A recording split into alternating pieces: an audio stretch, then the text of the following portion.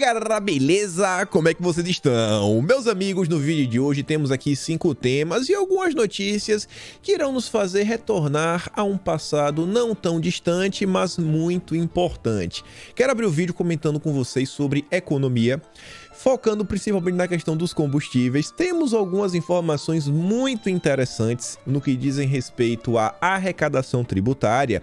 E no dia de ontem saiu um texto que é interessante por diversas razões. Primeiro, onde ele foi escrito, na revista Veja. Segundo, o autor. E terceiro, uma denúncia contra os governadores. A gente já comenta. Depois quero falar com vocês sobre eleições começar, falar sobre o Tarcísio, mostrar um vídeo que viralizou, falar sobre os opositores de Bolsonaro e até a gente fala do Dória, um pouco da terceira via, que já tá meio que no estado de São Paulo. Depois vamos falar do Lula e também temos novidades aí no que diz respeito à terceira via, quem tá apoiando o Lula, quem não está, o que o Lula tá tentando fazer junto aí com o Geraldo Alckmin, tentar aumentar esse arco de alianças que até agora está restrita à esquerda no Brasil.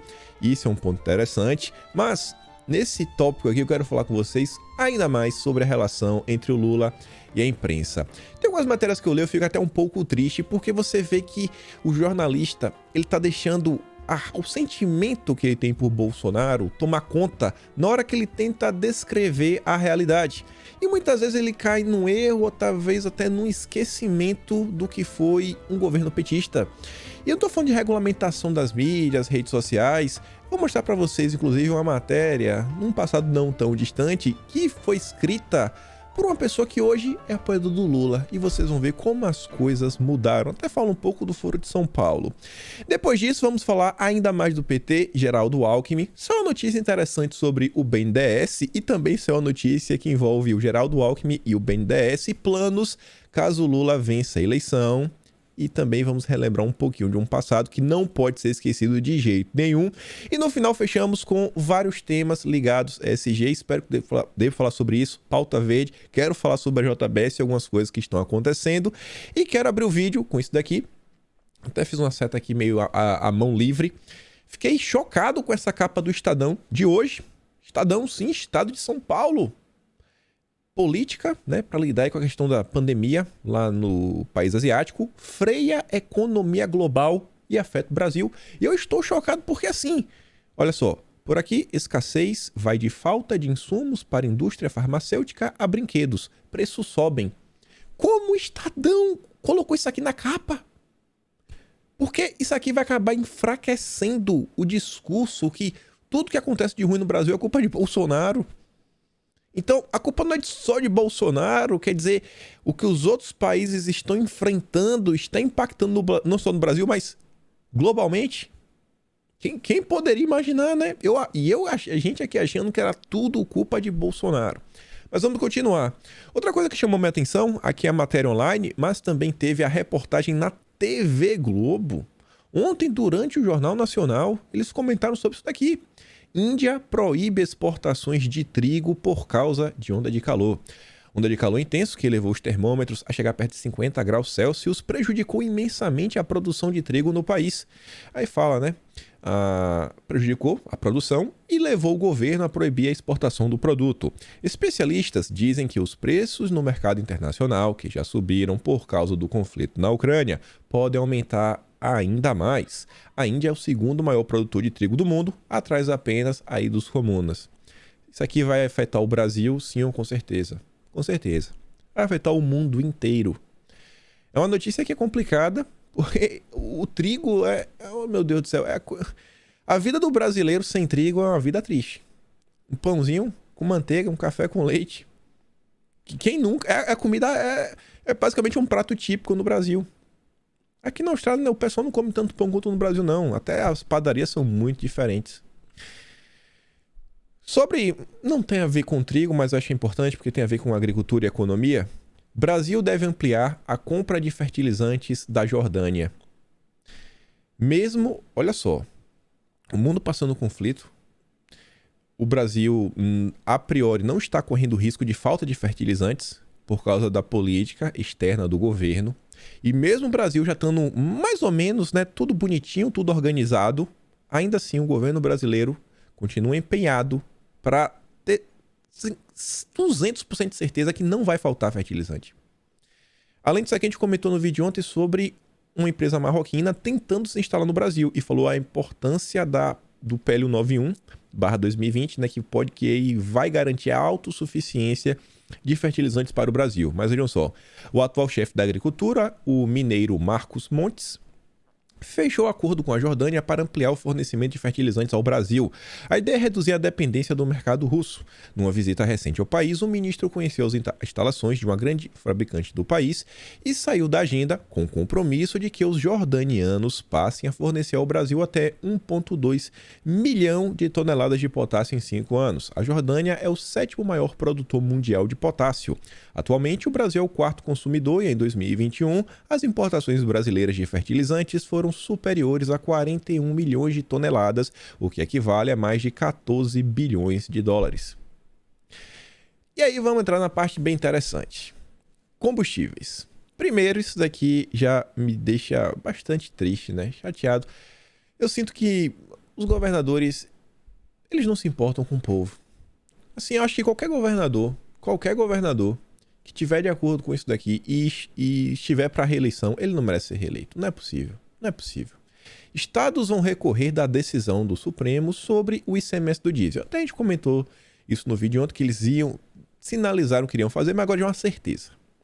A expectativa do governo é que o preço do diesel caia até 30 centavos, caso a decisão do Supremo seja mantida. Mas com o avanço da situação na Ucrânia e a alta do dólar e do petróleo, a tendência é que uma alíquota menor do ICMS faça pouca diferença no bolso do consumidor. Na verdade, isso aqui só mostra o quão importante é que a decisão seja mantida. Porque assim, talvez nem baixe. Porque isso aqui visa baixar, mas conforme tudo está aumentando, talvez o preço se mantenha. Ou seja, se isso aqui cair, o preço vai aumentar de novo. Vai aumentar mais uma vez. Até onde eles querem que o preço chegue para o consumidor. E eu falei para vocês que tem uma coisa bem interessante. Bem interessante. Os prints a seguir, eu acho que vale a pena você bater e você guardar com você. Qualquer discussão, qualquer conversa legal, bacana, que as pessoas estejam interessadas em ouvir para entender, assim, realmente o que é que está acontecendo no que diz respeito ao preço dos combustíveis. Mostre os próximos, acho que 5 prints. Vamos começar aqui, uma matéria do Poder 360. Estados arrecadam o maior valor em tributos em 22 anos. As arrecadações dos estados subiu pelo menos 21,1% em 2021. Aí você fala, tá, Kim, mas a moeda aumentou. R$1 hoje, R$1 10 anos atrás, nossa, é R$10 hoje. Mais ou menos assim. Calma. Somou 753 bilhões no ano passado, ante 622 bilhões do ano anterior, em valores corrigidos pela inflação. Então, mas em valores corrigidos. A gente está falando em um aumento de 21% já considerando a inflação. Já considerando a inflação, a perda do valor do dinheiro, já considerando ainda assim um aumento de 21%. Uai. A gente está vendo a crise. Peraí. O mundo está vendo uma crise global de econômica. O Brasil teve o Fique em Casa. E ainda assim os estados estão arrecadando mais? Mesmo considerando a inflação? Sim. E por que isso? Por que isso? Por quê? A receita do ICMS foi de 643 bilhões em 2021. O valor corresponde a 86% do total arrecadado pelos estados. Ponto. Olha só. O tal do ICMS, de toda a arrecadação dos estados, toda a arrecadação, só o ICMS, 86%. Que é o grande ponto aí da gasolina. O IPVA somou 51 bilhões. Só a arrecadação do ICMS com combustíveis teve um crescimento de 37% em relação ao ano passado. Opa, peraí. Todos os governadores repetiram, sabe, para os 4 cantos do planeta, nas TVs, não, nós não aumentamos nada. Continua a mesma coisa, mas os números com os valores corrigidos pela inflação mostram que só a arrecadação ligada a combustível aumentou 37%. Também mostra o quanto o petróleo mais caro impulsionou as contas dos estados. Não é à toa que Bolsonaro pressiona os governadores. Como o ICMS era proporcional ao valor, né, da gasolina, se o petróleo aumenta, a gasolina aumenta, a arrecadação do ICMS aumenta. 37% a mais do que 2020. E aqui temos em gráfico. A arrecadação dos estados. Aqui a variação nominal, né? Quanto ele cresceu no 2021 em comparação a 2020. Perceba, Roraima está liderando 42% de aumento, o menor Distrito Federal com 13%. Você pega aí, vamos pegar São Paulo, estado do João Dória, 24,1% de aumento. Rapaz, isso aqui ainda pode ser maior, porque ó, o que está de asterisco, que é o Rio Grande do Sul, Espírito Santo e Bahia, ali embaixo está o seguinte, ó, dados até novembro de cada ano. Até novembro. Se colocar o de dezembro, pode aumentar até um pouquinho mais. E porque assim, então, acho que aqui já está sacramentado. O aumento no valor do petróleo levou ao aumento da arrecadação, porque as coisas são proporcionais e é por isso que Bolsonaro estava pressionando. E agora vamos para um texto. Na verdade, isso aqui para mostrar, né?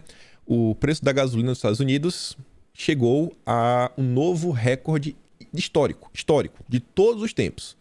4,452 o galão.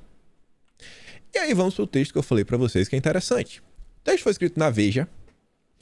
O autor do texto não é um jornalista assim da Veja, é um analista, é o Murilo de Aragão, é um dos donos aí da Arco Advice. Eu já falei para vocês algumas vezes, é a empresa, vamos falar assim, né? O pessoal do mercado financeiro participa, recebe assim uns bullets pela manhã. É a típica empresa que você for no site dela, não tem, sabe, já vou falar em newsletter, como você receber tipo assim todos os dias um e-mailzinho com um resumo dos principais eventos do dia. Várias pessoas têm, o Twitter até hoje permite fazer, vários sites também tem essa opção. Você entra no site da Arco Advice, não tem lá assim, não, assine, contrate, não tem. Não tem nesse pedaço lá no site. O negócio é refinado, vamos falar assim. E aí o Murilo de Aragão, que muito longe de ser um apoiador do governo, ele escreveu o seguinte texto: a guerra e os combustíveis. É preciso um plano estratégico para enfrentar a alta do petróleo. Esse cara não é apoiador do governo. Não é mesmo. A demora dos poderes públicos em resolver a questão dos combustíveis pode custar caro a todos. Com a economia ainda claudicante e as consequências da situação lá na Europa, não há outro caminho a não ser adotar medidas urgentes. Para piorar, o mundo pode ter de ficar em estado de confusão, conflito, por mais tempo do que se pensava. As medidas devem ser resultantes do entendimento dos três poderes da União e com decisiva participação dos governadores e das distribuidoras de combustíveis. Fez um resumozinho. Aí ele vem. A questão é complexa, mas tem solução. No curto prazo, a criação de um subsídio temporário para o diesel e a gasolina para caminhoneiros, autônomos, taxistas e motoristas de aplicativo é um caminho natural em tempos excepcionais. Deve ser feito por meio de uma exceção ao teto de gastos ou por medida orçamentária, que os assessores da equipe econômica sabem fazer. Não faltam recursos, tanto por conta do excesso de arrecadação, quanto pelos lucros da petroleira que foram para o governo. Esse ponto aqui, eu quero destacar uma coisa. Você percebe que ele destaca os lucros da Petrobras? Isso aqui não é uma coisa que Bolsonaro estava batendo na tecla de forma assim, sabe, intensa. Quantas vezes Bolsonaro falou, pelo amor de Deus, Petrobras, pensa no povo, lucra um pouquinho menos.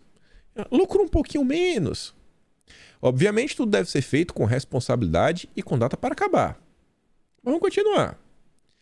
Vivemos tempos extraordinários que exigem medidas extraordinárias. Recentemente, os Estados Unidos determinaram o aumento do etanol na mistura do combustível, além da liberação de seu estoque estratégico.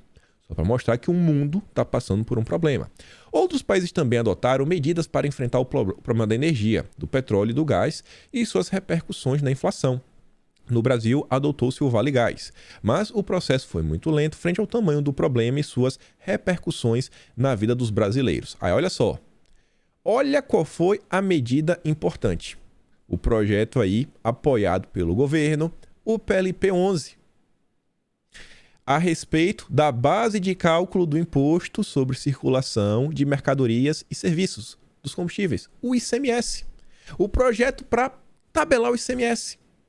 o cara tá falando que isso foi importante. Mas, porém, entretanto, todavia, na verdade ele usa um porém, mesmo com esse projeto que poderia resolver um impasse, tirar o peso do bolso dos brasileiros, os governadores encontraram um modo de burlar a exigência usando a maior alíquota existente como base de cálculo, o que levou a aumentos nos preços. O espírito do PLP 11 tem de prevalecer de verdade, que é um espírito de reduzir. Pegar o valor do ICMS e a gente voltar o que a gente tinha lá em 2020, antes da arrecadação recorde do ano passado.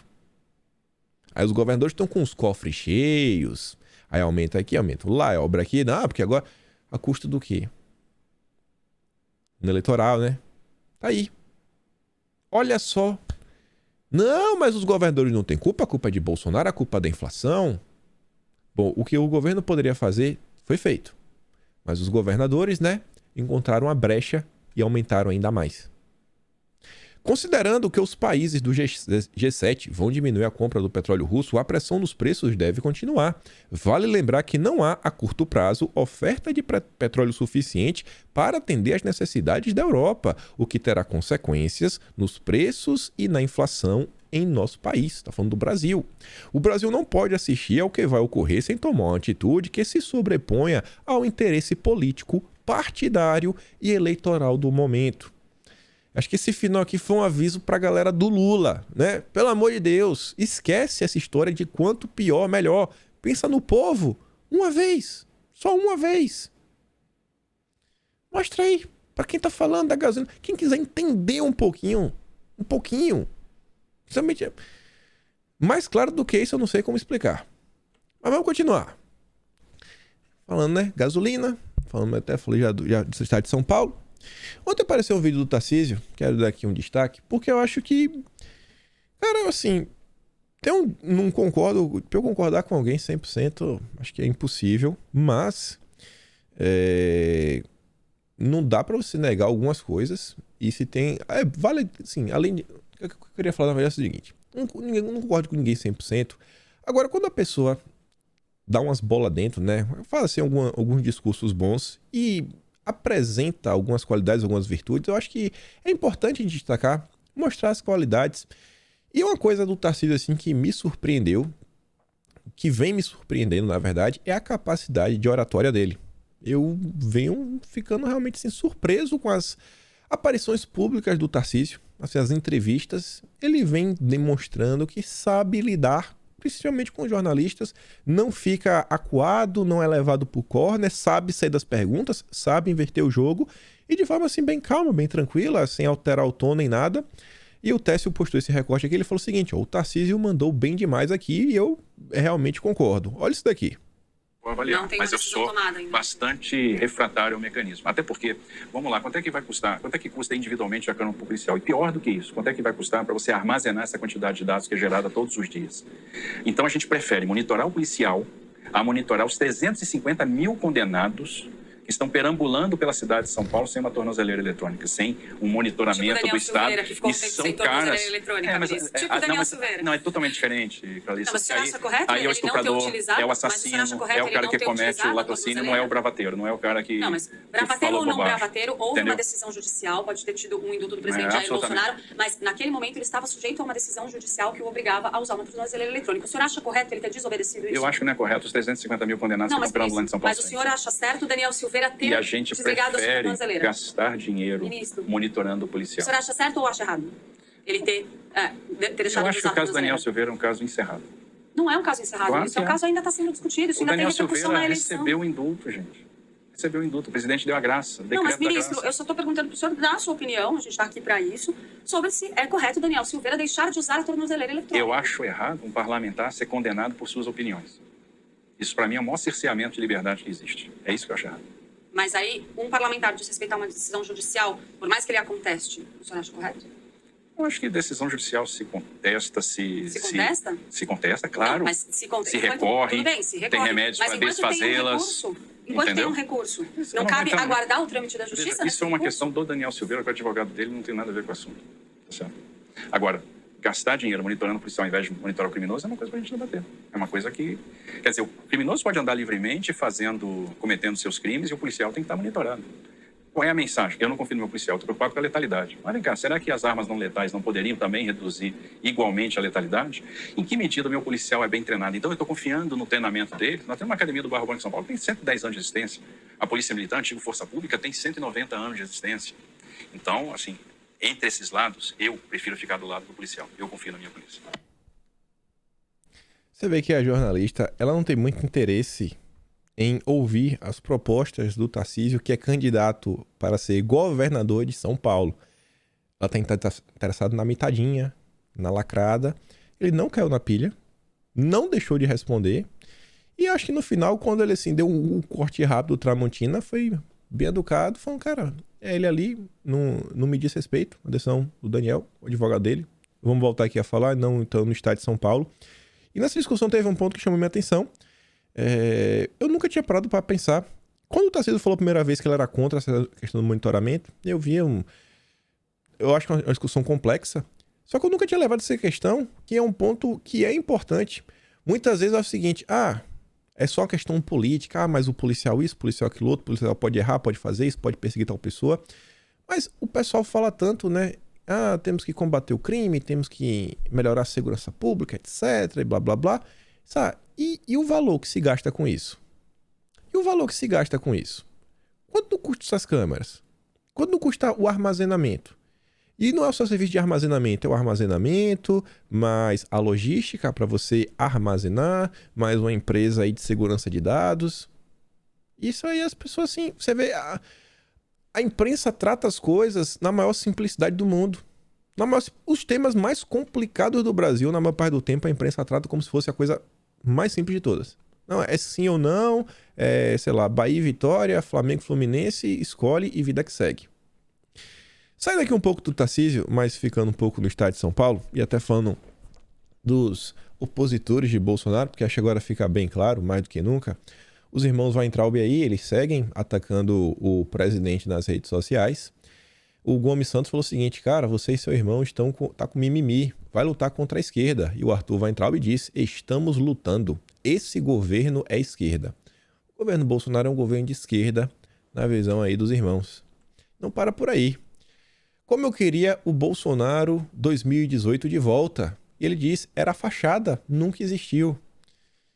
Aquele Bolsonaro, né, que passou aí, sei lá, os últimos 28 anos como deputado, combatendo o PT, participando de várias plenárias, barrando projetos, fazendo denúncias importantes, sei lá, defendendo coisas em 2016, como, por exemplo, a autossuficiência dos fertilizantes, a gente comentou esse vídeo uma vez, era tudo, sabe, ficção científica. Ali não era nem Bolsonaro, ali era um holograma. Nunca existiu, era fachada. E essa daqui só pra gente terminar, porque essa aqui eu achei sensacional. Randolph é chapa dos Bolsonaro. Vai ver a sabatina do Jorginho ao TCU, padrinho de casamento do Eduardo. Randolph, Aziz e Renan Calheiros. Tudo teatro. Vai ver antes de falar asneiras. Randolph Rodrigues é chapa dos Bolsonaro. Enfim, né? E algumas pessoas no passado falavam, não divida a direita. Direita, né? Continuando falando da oposição, estado de São Paulo, por Thaís Arbex, Dória chama acordo com o MDB de golpe e PSDB convoca reunião para discutir se o mantém na disputa. Aí a Elisa faz a brincadeira, né? Essa briga toda por menos de 2%, aí ela coloca a Dória com 1,3%, a Simone Tebet por 0,4%, somando dá 1,7%. Aí saiu isso aqui, né? Ainda sobre essa situação. Em carta, Dória sepulta chances de ser vice de Simone Tebet e cobra do PSDB. Dória escreveu uma carta de 7 páginas, textão, né? Meteu o textão em que detona o presidente do PSDB, Bruno Araújo, por tentar derrubar as prévias partidárias, que escolheram o ex-governador de São Paulo como presidenciável. No texto, Dória deixa claro que não pensa em ser vice de Simone Tebet e exige que Bruno Araújo respeite o respeito ao estatuto do partido e ao determinado pela eleição interna do partido, que teve lá as prévias e ele venceu o Eduardo Leite. Terceira via A terceira via autofágica. Ela mesma acabou se destruindo no final da história, né? E aí ela está órfã, o Lula já está buscando espaço nela, mas a gente tem de falar sobre isso. Quero começar com essa matéria aqui, né? Realmente as tias do Zap, os tios do churrasco, sempre salvando o Brasil. Em dia de visita de Lula, grupo instala outdoors em apoio a Bolsonaro em Minas Gerais. Sabe aquela história que o Lula teve que desviar o percurso, etc., porque ele, meio que de ataques, não tinha nenhum ataque. É porque o pessoal tinha lá umas faixas de apoio a Bolsonaro, uns outdoors, umas coisas dessas. Aí, ó. Instalou 7 outdoors e 21 faixas nas ruas de Juiz de Fora. Pessoal de Direita Minas. Até a Roberta aparece aqui na matéria do UOL como uma das líderes da Direita Minas. Ela tá até lá no Twitter. Não sei qual arroba, era pra eu ter colocado aqui, esqueci. Mas enfim. A Lula desviou. Só eu quero mostrar pra vocês o interesse da matéria. Qual é o objetivo da UOL em falar isso daqui, né? Em divulgar a direita. O movimento Direita Minas diz que a intenção foi demonstrar apoio a Bolsonaro e repúdio a Lula. Advogados ouvidos pela reportagem divergem quanto à legalidade desse tipo de divulgação, se pode ou não configurar propaganda eleitoral antecipada. Mas no final do dia é só isso daí. A turma do Lula pode fazer o que quiser, pode pintar, bordar, dar cambalhota. O Lula falou, né, do votar no 13. Aí a imprensa já falou, não, talvez, não sei, pode se enquadrar, não sei, não, o Lula falou, mas o Lula é de esquerda, né? O Lula é de esquerda, não sei se é crime eleitoral, crime eleitoral é só ser de direita. É basicamente isso. Mas pelo menos tinha um advogado. O advogado que falou que, cara, não tem nenhum crime eleitoral disso daqui, falou o seguinte, ó. Nessa matéria não tem pedido explícito de voto, não tem uma frase de efeito. O que tem são apoiadores que a lei permite para todo mundo. Valem as regras para todo mundo. Por mais que a imprensa ainda tente, surge uma voz de razão, né, no meio dessa confusão toda. Mas vamos continuar. Fato interessante. Favorito, primeiro lugar nas pesquisas, ovacionado, mas não pode pisar na rua, não pode falar o que está dentro do coração dele e precisa do apoio de todos os partidos e de todos os setores para vencer Bolsonaro, mesmo sendo o favorito, primeiro lugar, disparado, vai vencer no primeiro turno. A conta do Guilherme Amado traz aqui em primeira mão que os discursos de Lula serão escritos para evitar deslizes, ou seja, para evitar que o Lula revele o que ele vai fazer caso ele chegue ao poder. Mas tudo normal. Imagine se fosse Bolsonaro. A maioria dos discursos de Lula agora passará a ser escrita para evitar deslizes e desgastes na candidatura. A prática começou a ser adotada no evento de lançamento da candidatura no último sábado, dia 6. Antes do evento, Lula estava improvisando nas falas públicas, como na maioria das ocasiões sempre fez. Os últimos desgastes, contudo, como de ter dito que policial não é gente, levaram pessoas próximas a convencê-lo sobre os discursos escritos.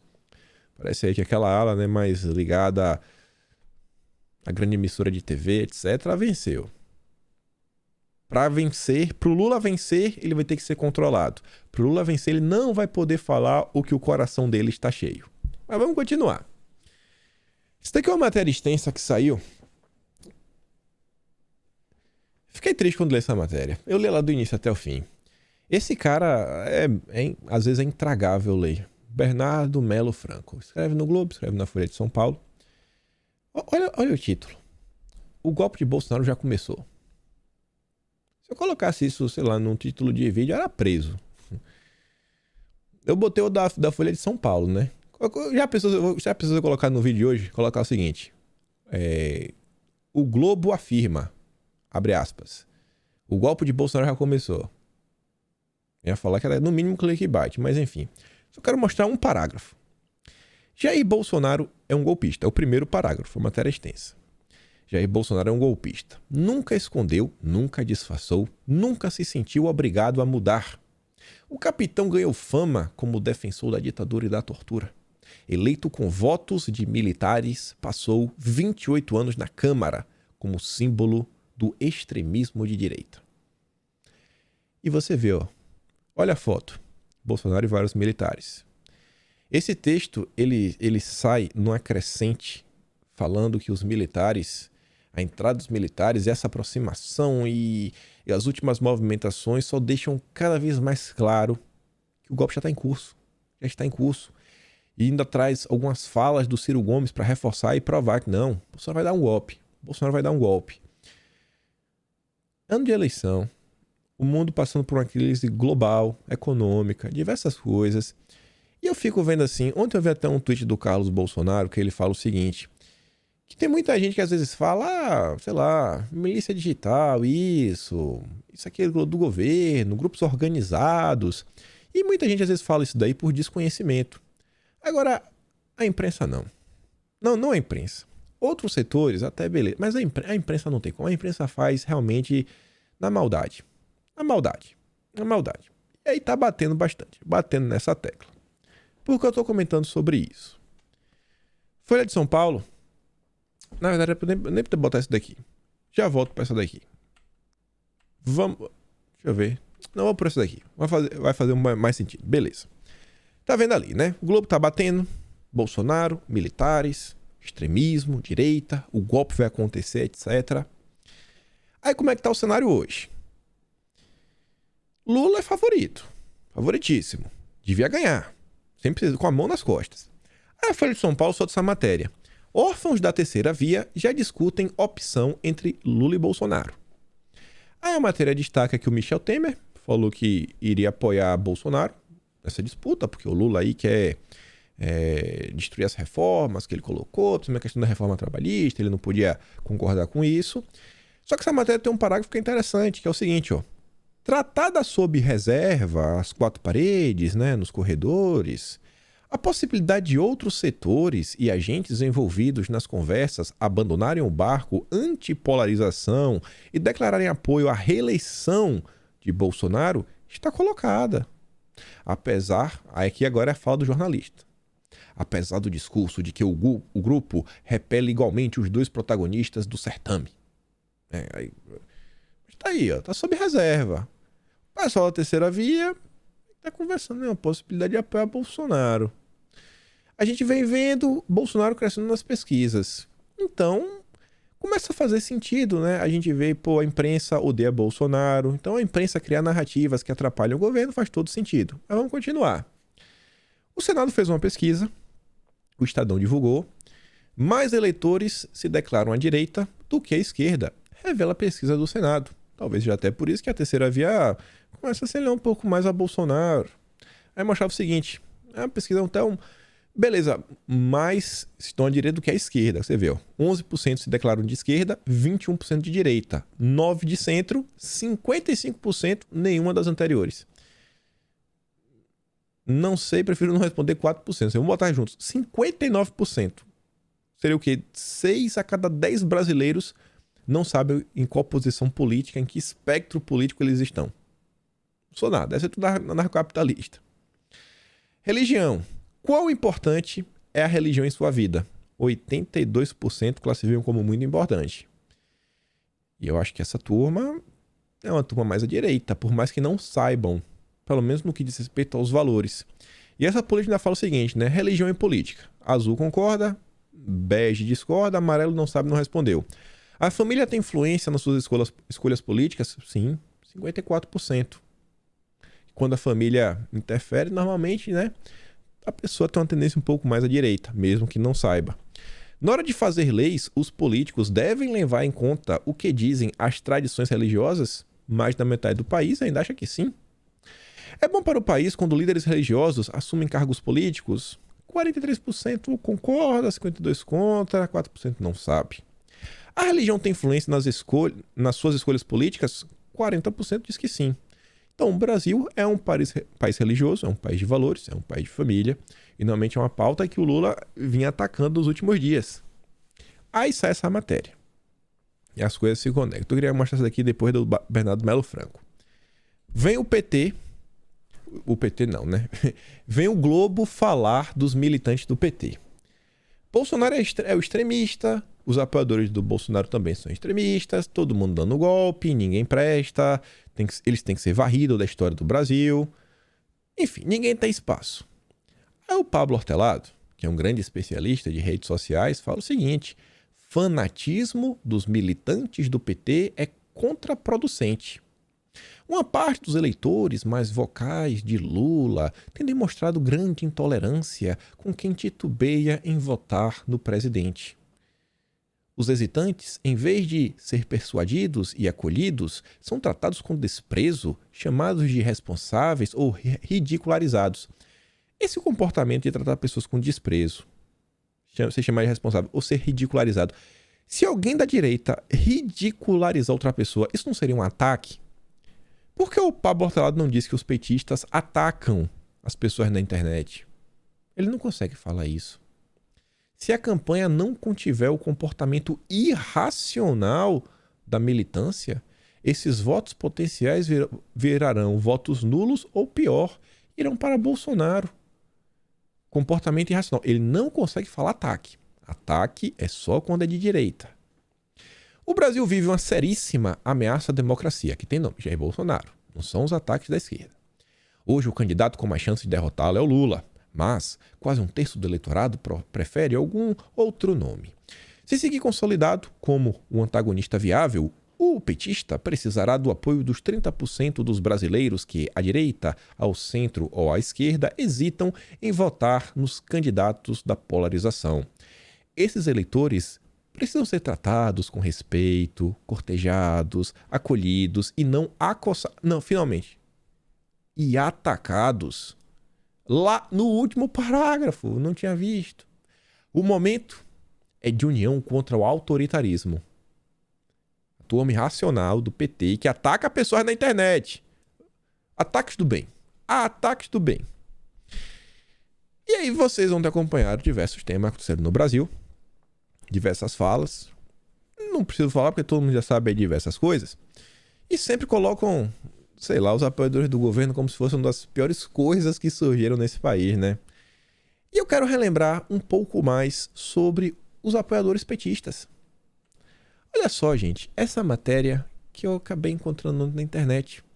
Ela foi publicada em 30 de abril de 2012 pelo Reinaldo Azevedo, que atualmente é apoiador do Lula, apoiador público. O Reinaldo Azevedo escrevia a seguinte matéria na Veja: cuidado, há sempre um petista na rede tentando molestá-lo. Ou, como o PT solapa a liberdade na internet para agredir os indivíduos livres, a imprensa e a oposição. É a SANZ do mundo virtual. Olha como o Reinaldo Azevedo falava do PT no passado. A oposição é apenas um de seus alvos. O outro é o jornalismo independente. Olha só, desde que chegou ao poder, o PT enceitou várias ações para tentar censurar a imprensa. 2 delas foram mais descaradas: a proposta de criação do Conselho Federal de Jornalismo e a introdução de mecanismos de restrição à liberdade de pensamento no Plano Nacional de Direitos Humanos, o PNDH3. A gente comentou esse vídeo, até mostrou o que Bolsonaro fez à época. Mas, segundo algumas pessoas, né, Bolsonaro em 2018 era tudo fachada. Bolsonaro nunca foi direita. A sociedade rejeitou as duas coisas. Isso não quer dizer que o partido tenha se dado por satisfeito e se conformado em viver num país em que informação e opinião são livres. Na internet, no jornalismo impresso e também na TV, olha só, ex-jornalistas tiveram a pena alugada, ou seja, tiveram a canetinha deles, né, alugada pelo petismo, para agredir lideranças da oposição e ainda, com mais energia, a imprensa. Tentam desacreditá-la para dar então relevo às verdades do partido. Não o pessoal da Globo, não, o pessoal da Globo não. Mas tem uma galera aí, né, uns blogueiros que às vezes escrevem até na grande imprensa que eu fico me perguntando se não poderia se encaixar nesse processo. Não que ele tenha sido alugado pelo PT atualmente, ele realmente acredita, né? Ele tem um coração vermelho, um coração de esquerda, um cara comunista. Aí às vezes ele faz um texto ou outro, às vezes criticando o Bolsonaro para tentar desacreditar Bolsonaro, falar que o Bolsonaro é um golpista, e aí tentar dar um relevo às verdades da esquerda. Parece que as coisas assim passaram 10 anos e a coisa continua acontecendo agora contra Bolsonaro. É como eu vejo, posso estar errado. Alguém poderia dizer: até aí, Reinaldo, tudo bem. Eles estão fazendo a guerra de opinião. Não está tudo bem, não. Esse trabalho é financiado com dinheiro público, sejam verbas do governo federal e de governos estaduais ou municipais do partido, sejam verbas de estatais. Vale dizer, é o dinheiro público que financia uma campanha suja que é de interesse de uma legenda. Isso aqui realmente aconteceu à época. Essas publicações, blogs, sites e revistas sustentados com dinheiro dos cidadãos formam uma espécie de central de produção de difamações que a tal MAVI vai espalhar pela rede. E aqui não está falando do mensalinho do Twitter, não. Aqui está falando de 2012, dos MAVI, da época dos MAVIs. O núcleo mais forte está em São Paulo, mas o próprio partido anuncia que está criando outros países afora. Assim, meus caros, já não se pense mais no PT como partido que aparelha apenas sindicatos, movimentos sociais, ONGs, autarquias, estatais, fundos de pensão e, obviamente, o Estado brasileiro. Não. Os petistas decidiram aparelhar também a internet. Olha só, hein? Olha só. 2012. Hoje eles são os democratas. O MAVI subverte e corrompe a essência da liberdade na internet. A tropa que esse núcleo mobiliza nunca deixa claro que está cumprindo uma tarefa. O debate se dá de maneira desigual. De um lado, um indivíduo com suas opiniões, suas angústias, suas dúvidas. Você olha a direita está brigando o tempo todo. Você pega agora, quer ver um tópico? Privatização da Petrobras. Tem gente a favor, tem gente contra. Tem gente que é a favor em um cenário, contra em outro, tem que pensar. Não sei se eu sou a favor ou contra, mas sou a favor da quebra do monopólio. Todo mundo tem dúvidas. Povão, povo comum. Do outro lado, o oficialismo organizado para impedir a livre circulação de ideias, tentando confiná-los nos escaninhos da verdade partidária. E realmente tive alguns temas que eles não são muito bem quistos na hora que você tenta colocar eles no debate público. E não é só aqui não. Não é só aqui. No dia 23 de fevereiro, publiquei uma resenha do livro Aguantem los K, do jornalista argentino Carlos Raimundo Roberts. Ele trata justamente do fenômeno da patrulha exercida pelos kirchneristas na Argentina, aqui do Foro de São Paulo. Referindo-se aos blogueiros oficialistas, escreve: vejam como não há diferença. E depois ele deixa lá mostrando tudo o que aconteceu na Argentina é a mesma coisa que acontecia no Brasil. O método de atuação da esquerda é bastante similar. Tudo igual. Infelizmente para os argentinos, Cristina Kirchner já foi mais longe no ataque à imprensa livre. Não por acaso é muito admirada aqui pelos brucutus. Também por lá, o governo lançou uma campanha feroz para tentar desmoralizar a imprensa. Chegou-se ao extremo de tentar ligar a família, que controla as ações do grupo Clarim, aos secretos de filhos de pessoas que perderam suas vidas durante a ditadura. A denúncia correu o mundo, era falsa. Por aqui, busca-se criminalizar o jornalismo que denuncia os crimes do poder. Um texto antigo, mas muito atual, ao meu ver. Reinaldo Azevedo. Esse texto tem mais umas coisas que é muita confusão para minha canetinha. Minha caneta tem o caneta, eu só tenho esse microfone aqui, né?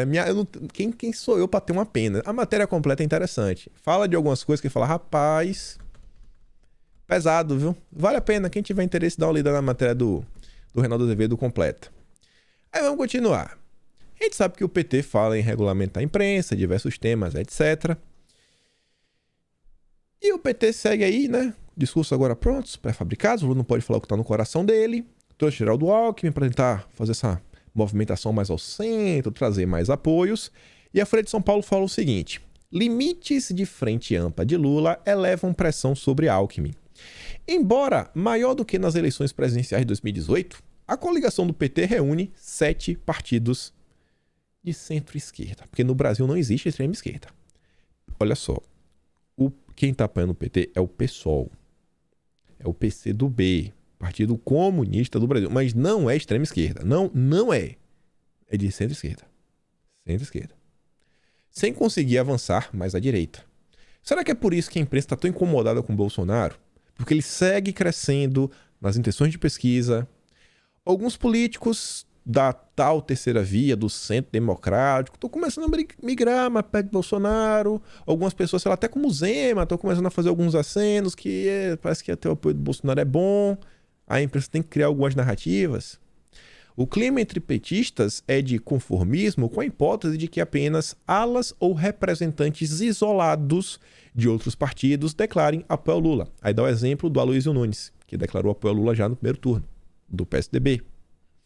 E essa matéria também fala o seguinte, que o Geraldo Alckmin, ele também vai dar contribuições ao plano de governo. Ou seja, deve trazer as ideias do pessoal tucano, né, do PSDB e da social-democracia. No último dia 4, Geraldo Alckmin participou de uma reunião com coordenadores dos núcleos de acompanhamento de políticas públicas da Fundação Perseu Abramo, os intelectuais do PT. Também foi discutida nessa reunião, né, sobre as pautas, plano de governo, a necessidade de incorporar a sustentabilidade nas propostas. Lula e Geraldo Alckmin 100% ESG das ideias. Algo que está no centro das preocupações e será um eixo estruturante da campanha, segundo Aloysio Mercadante. E olha o final. E estimular o empreendedorismo, tornando o BNDES um banco garantidor. E é sobre o BNDES que a gente vai para o próximo tema. Olha só. Estou eu passando ontem, lá no Twitter, e me deparo com esse post aqui da Twitch, da Tsu, que foi de anteontem, na verdade. Ela traz uma nota aqui do Jota, um tweet, falando o seguinte, ó, Alckmin, houve proposta de elevação de investimento com garantia da União, o governo colocar o dinheiro, né, para investir, BNDES também teria papel relevante, atuando em projetos como comprador de parte da dívida emitida pelas empresas. O BNDES vai comprar parte da dívida emitida pelas empresas. Rapaz, tá, beleza. Aí a Tsuki fala o seguinte, o BNDES anunciou seu maior lucro trimestral da história. E ele é quem já tá de olho. Olha quem já tá de olho. E ela traz os seguintes prints, né? Era Molusco PT, matéria da Veja lá embaixo. Maior esquema mundial de roubalheira e tomando calote até hoje. 3 anos de governo Bolsonaro. A matéria de cima, olha só. BNDES anuncia seu maior lucro trimestral da história. Quase 13 bilhões. Matéria abaixo, que não é de um passado tão distante, 2019. BNDES, delação de Palocci detalha esquema mundial de roubalheira do PT. E eu falei, cara, vamos relembrar o que foi essa tal história do BNDES? Vale a pena? Vale a pena ver de novo? Olha só o que a Veja tem para nos contar. Homologada recentemente pela Justiça Federal e com detalhes antecipados pela coluna Radar da Veja, a delação de Palocci, ex-ministro da Fazenda e da Casa Civil nos governos Lula e Dilma, traz no capítulo 21 uma descrição completa do esquema de roubalheira internacional montado pelo PT para obras realizadas em países como Gana, Venezuela, Cuba e Angola. Lula fazia os acertos com as autoridades estrangeiras e mandava a conta para o BNDES. Tá. Em troca dos juros camaradas do banco e do acesso aos mercados de fora, as empreiteiras superfaturavam o trabalho para poder irrigar o caixa petista com pagamento de propinas. Antes da assinatura dos contratos, já se sabia que muitos dos governos amigos não pagariam a conta. Eu não quero acreditar. O Palocci deve estar mentindo. O Palocci não é possível que isso seja verdade. Você conceder um empréstimo, fazer um contrato, mesmo sabendo que a pessoa não vai pagar, que vai te dar um calote. E com essa fatura, e como essa fatura tem sido quitada até hoje? Com o seu, com o meu, com o nosso dinheiro. Alguns projetos nem foram finalizados. Ficaram no lucro as construtoras e, é claro, o PT. Aí a Veja traz essa imagem aqui, ó. Moçambique, obra, aeroporto de Nacala. Custo do BNDES, 125 milhões de dólares. Olha o final. Propina, parte do pacote de 300 milhões de reais. Pagamento, 95%, 118 milhões das parcelas venceram sem quitação. 95% das parcelas venceu. Chegou o boletão, o boleto não foi pago. Vamos continuar. O esquema do BNDES era complexo e, diferentemente do que ocorria no Mensalão e no Petrolão, sua operação ficava restrita à alta cúpula do partido. Tudo começava com a visita de Lula ao mandatário amigo, como o angolano José Eduardo dos Santos ou o ganês John Kufuor. O petista e os presidentes companheiros fechavam um compromisso de ajuda financeira e ato contínuo. Representantes do famoso Clube das Empreiteiras, Odebrecht, Queiroz Galvão, Andrade Gutierrez, OAS, visitavam os gabinetes dessas autoridades no exterior, por meio de missões organizadas pelo Itamaraty, e fechavam projetos a ser financiados pelo BNDES. O presidente do banco, primeiro Guido Mantega, depois Luciano Coutinho, aprovava o repasse da verba. Na sequência, as construtoras entravam com o processo a fim de obter os seguros necessários para tocar os trabalhos por meio do Fundo de Garantia à Exportação FGE, os quais eram aprovados prontamente pelos ministros da Camex. Olha só agora, as empreiteiras, então, pagavam ao PT e às autoridades dos países onde haviam conseguido o projeto. Isso daqui é assim que se faz, né? Relações internacionais. Atualmente o governo Bolsonaro, pária. O governo Bolsonaro não sabe, é uma pária internacional. Aqui o grande exemplo. Isso daqui é lutar contra... Como é que o cara fala? Autoritarismo. Isso aqui é lutar contra o autoritarismo. Isso aqui é defender a democracia. Aí vem atrás, ó, Gana, rodovia, 240 milhões de dólares. Pronta, propina 1%. O contrato foi renegociado com desconto de 90 milhões, 15%, 20 milhões pagos dentro do prazo. Aí coloca lá mais uns documentos. Para a Gana, país que 4 anos antes fora visitado por Lula e agraciado com a linha de crédito no BNDES, foi aprovado o financiamento de 250 milhões de dólares para uma hidrelétrica que, um mês depois, soube-se que era impossível construir.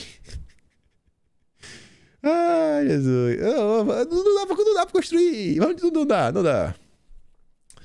Aí falava o seguinte, ó, a área de alagamento da barragem ultrapassaria a fronteira com o vizinho Togo, que não havia sido consultado. O contratempo não atrapalhou os planos de ninguém. Alguns meses depois, a obra foi simplesmente substituída por uma estrada de terra de 100 quilômetros. Estrada de terra. Com um custo reduzido em exíguos 10 milhões de dólares. Ou seja, o negócio custou apenas 4% do valor de uma usina. A roubalheira era descarada e desafiava a lógica. E continua. Aí coloca lá Nicarágua, hidrelétrica de Tumarim. Essa daqui, 512 milhões de dólares. Pagamento. Contrato desfeito com prejuízo de 44 milhões de reais para a Eletrobras. E a propina tinha um superfaturamento de 10%. Nunca saiu do papel. A Odebrecht conseguiu aprovar um aditivo de 128 milhões de dólares para a construção da zona desenvolvida ao redor do célebre Porto de Mariel, em Cuba, e mais 300 milhões de dólares para 2 obras em Moçambique. O aeroporto de Nacala, entregue em 2014, e o Porto da Beira, que jamais saiu do papel.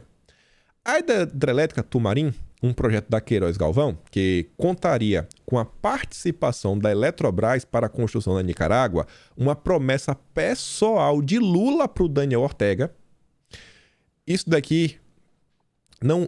Mas a fala do Lula sobre o Daniel Ortega, ela chegou até a viralizar no final do ano passado, foi início desse ano.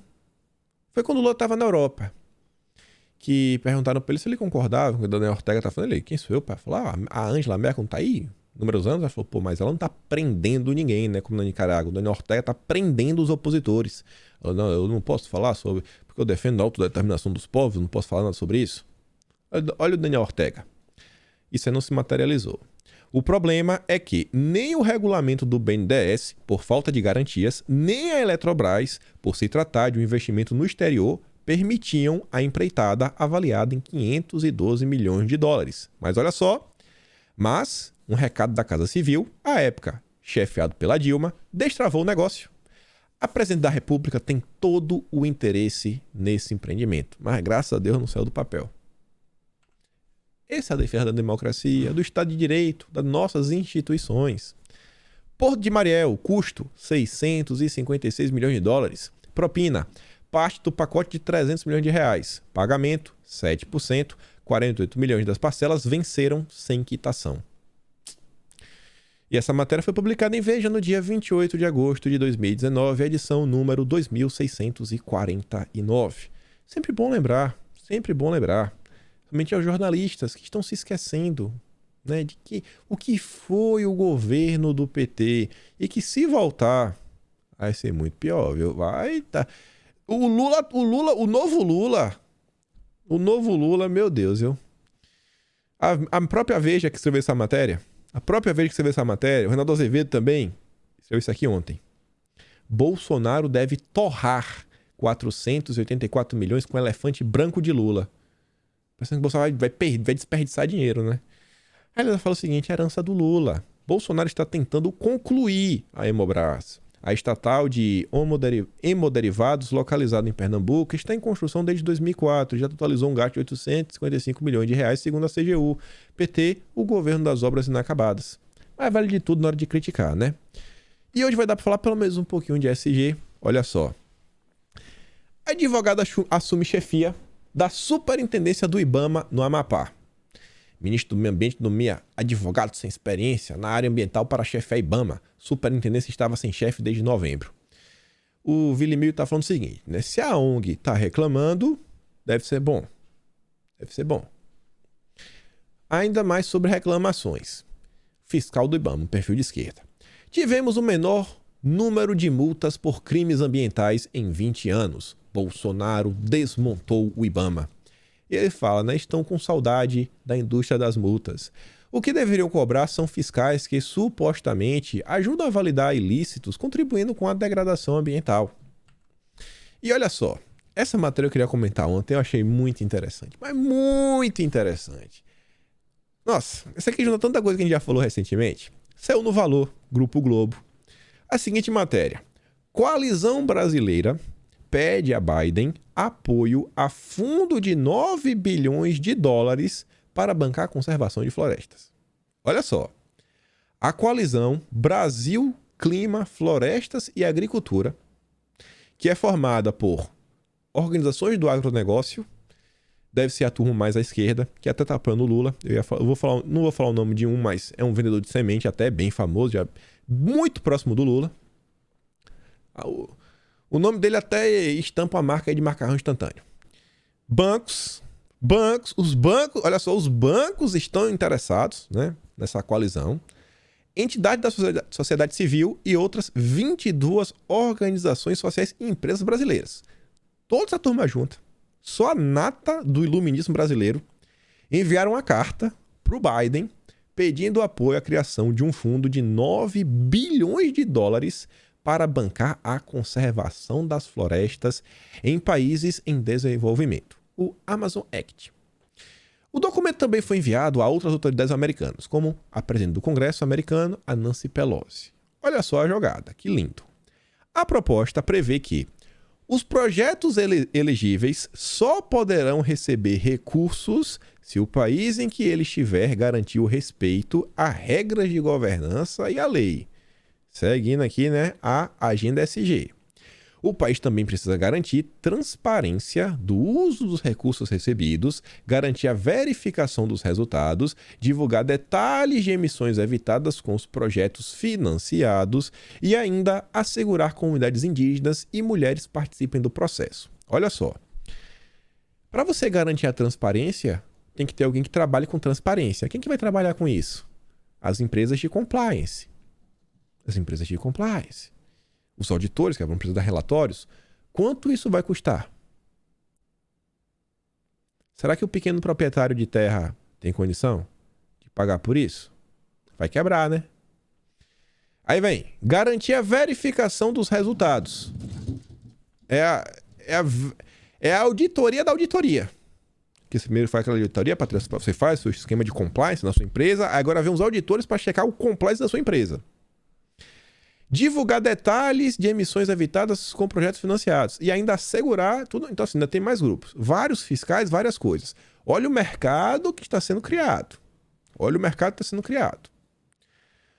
Uma das signatárias da carta, a Coalizão Brasil, Clima, Florestas e Agricultura, é integrada por organizações da sociedade civil, além de organizações e multinacionais do agronegócio, como a Associação Brasileira do Agronegócio, ABAG, a Associação Brasileira das Indústrias de Óleos Vegetais, a Associação Brasileira das Indústrias Exportadoras de Carnes e, olha só, a ADM do Brasil, Cargill, a MAG, e aí vem JBF, JBS tem interesse nisso, a BRF, a Mafrig, Nestlé e Danone, fora a Suzano e Ara. Aí para e pensa E olha só. Olha o que já está acontecendo no Brasil. Vamos pegar o exemplo que a gente já comentou em vídeo várias vezes. Banco BNP Paribas. É um banco que não tem mais linha de crédito para o agronegócio se a fazenda não seguir, né, os critérios. E não libera a verba de jeito nenhum para você comprar terra que antes de 1º de janeiro de 2020 não já fosse produtiva no Cerrado e antes de 1º de janeiro de 2008 já fosse produtiva lá na região amazônica. Aí você vende isso daqui. Vamos colocar aqui um fundo. Você só pode acessar esse fundo se você for SG das ideias. Você tem que ser um cara sustentável, que liga para a governança. Não, tem que ter participação, mulheres, índios, isso, aquilo, outro. O que vai acontecer com os pequenos e médios proprietários? Se eles não forem penalizados, nada, a concorrência que eles já sofrem vai aumentar e muito.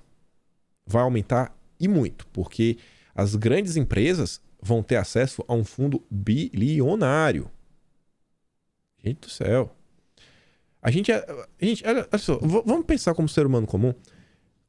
Quem de vocês tem R$1 milhão na conta? Cara, eu queria ter R$1 milhão na conta, eu ia ficar muito feliz. Muito feliz. Eu mesmo morando na Austrália, se fosse R$1 milhão, eu ia estar muito feliz, muito feliz. Pô, a gente conversa, eu tenho certeza, qualquer roda de amigos, quando mulher teve essa conversa, rapaz, não sei quem ali, pô, o cara ali tá milionário, tá fazendo de 1 milhão, 2 milhões, 3 milhões. E a pessoa fica contente, cara. E são pessoas bem-sucedidas na sociedade. Bem-sucedidas. A gente tá falando de R$1 milhão, 2 milhões. O cara tem um patrimônio de 5 milhões de reais, o fazendeiro fala, cara, bacana, o cara tem 20 funcionários na fazenda, a gente já bate palma. E é difícil você chegar nesse patamar. Não é pra qualquer um. Imagine você ter um acesso, vamos botar a R$5, só pra ficar mais fácil, a 45 bilhões de reais. Como é que o pequeno, o médio proprietário pode competir com isso daqui? Vamos impor mais regras. Vamos sufocar o pequeno e o médio proprietário.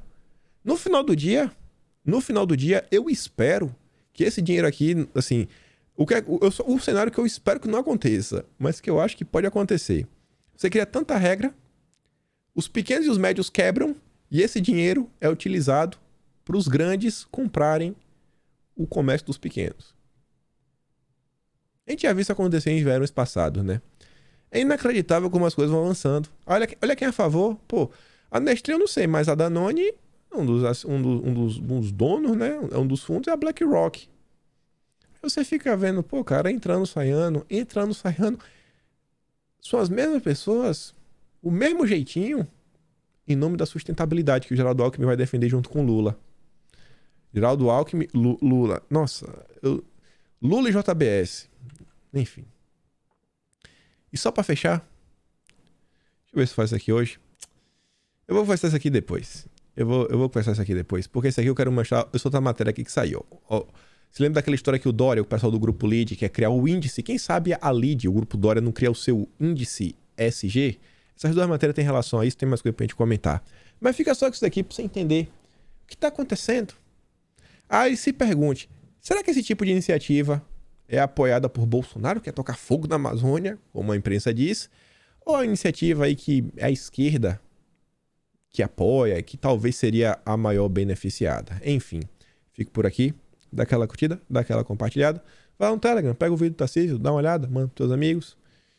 E a gente se vê amanhã, né? Se gosta do meu trabalho, pode se tornar membro do canal, também pode me apoiar pelo Patreon. E é isso daí. Fui, meus amigos.